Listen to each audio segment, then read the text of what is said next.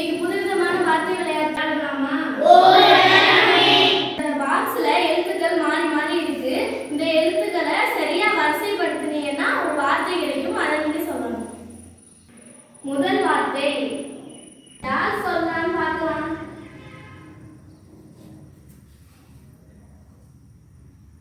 நான் சொல்றேன். மக்கள் தொகை. கரெக்டான ஆன்சர்.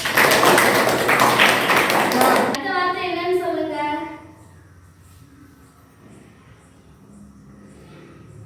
நான் சொல்றேன். ஆயுத கூர்மை. சரியான விடை. அடுத்த வார்த்தை அருகம்புல்.